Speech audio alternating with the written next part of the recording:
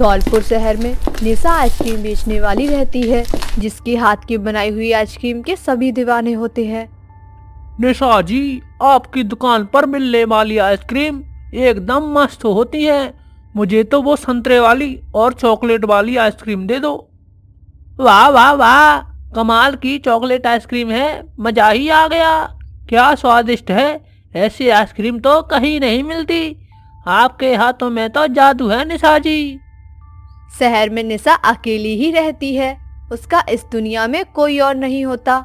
उसकी आइसक्रीम सब बहुत अच्छी चल रही होती है कि तभी अचानक से एक दिन उसकी शॉप में सिलेंडर लीक होने के कारण आग लग जाती है और पूरी शॉप जलकर राख हो जाती है। खुशकिस्मती से निशा को कुछ नहीं होता, क्योंकि वो उस दिन शॉप पर नहीं गई थी, लेकिन उसकी सारी मेहनत बर्बाद हो चुकी थी।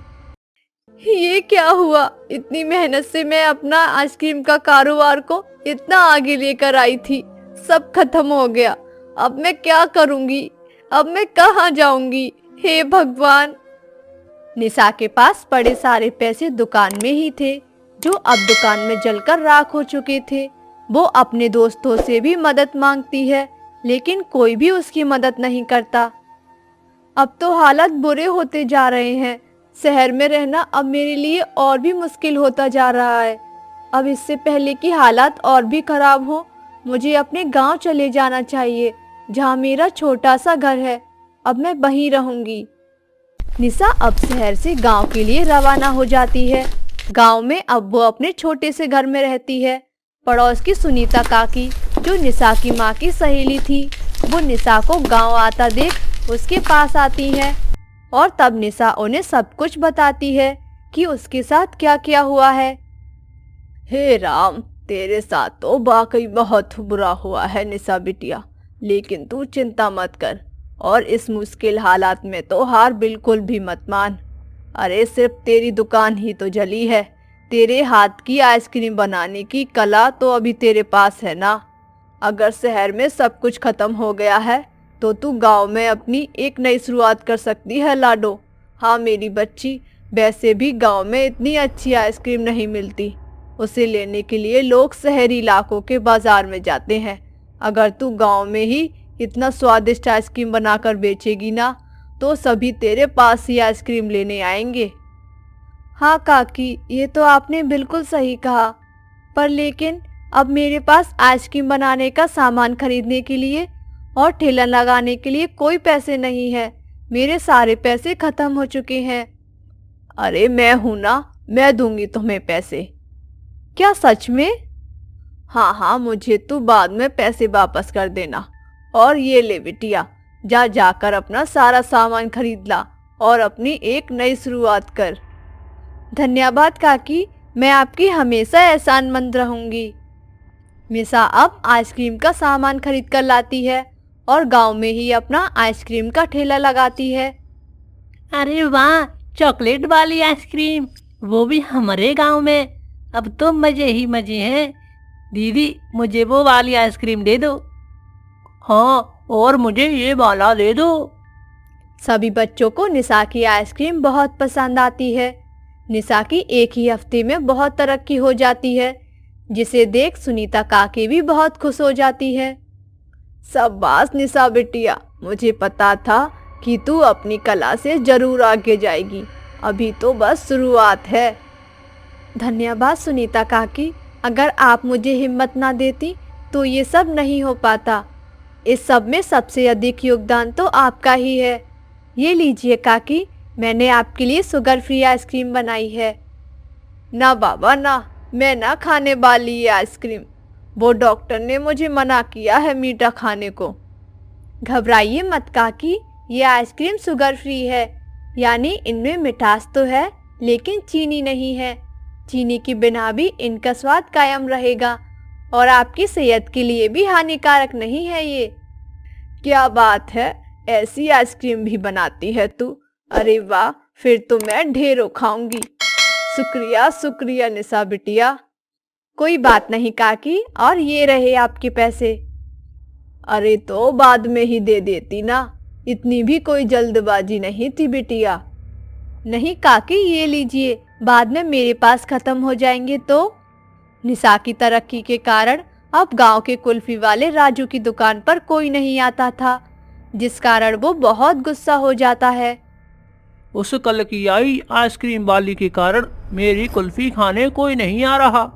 कल तक जो बच्चे स्कूल से छूटकर सबसे पहले मेरी दुकान पर कुल्फी खाने आया करते थे, आज वो उस मनहूस निशा आइसक्रीम वाली के पास जा रहे हैं। ये सब उस आइसक्रीम वाली के कारण ही हो रहा है। मुझे उसका कुछ करना होगा। राजू अब रात में निशा पर नजर रखता है और वो उसके घर का पता लगा लेता है। वो उसके घर जाता है और राजू को दरवाजे पर अचानक से आया देख निशा घबरा जाती है। पागल पागल हो गए हो क्या? इतनी रात गए कोई किसी के दरवाजे पर ऐसे भूतों की तरह खड़ा होता है क्या? बताओ क्या काम है? चलो जाओ यहाँ से।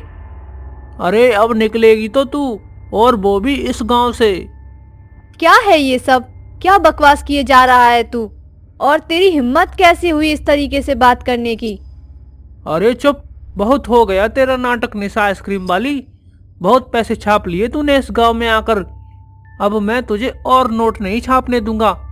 तेरी आइसक्रीम ठेले के कारण मेरी कुल्फी के ठेले पर कोई नहीं आ रहा, और तेरे कारण मुझे कितना नुकसान हो रहा है इसकी खबर भी है तुझे। अरे लोगों को जो पसंद आएगा वही तो खरीदेंगे ना। अगर तुम्हें अपनी कुल्फी बेचनी ही है तो कुछ ऐसा करो कि जिससे ग्राहक तुम्हारे पास आए। यूं मुझसे जलते रहोगे तो तुम्हारा कुछ नहीं हो पाएगा। चलो अब दफा हो जाओ यहाँ से। मैं तो ये गांव छोड़कर नहीं जाऊंगी और मैं हमेशा हमेशा के लिए यहीं रहूंगी। तुम्हें जो करना है कर लो। तब राजू गुस्से में वहां पड़ी हुई लाठी उठाकर उसका सर फोड़ देता है और निशा वहीं पर मर जाती है। ये देख राजू बहुत डर जाता है और राजू निशा की लाश को ठिकाने लगा देता है, जिसके कारण वो रात भर सो नहीं पाता। मुझे बस उस निशा को गांव से भगाना था, मारना नहीं था। अब मैं क्या करूं? सुना है ऐसे लोग मरने के बाद भी वापस आते हैं। और गांव वाले अब क्या सोचेंगे? वो कहाँ चली गई अचानक?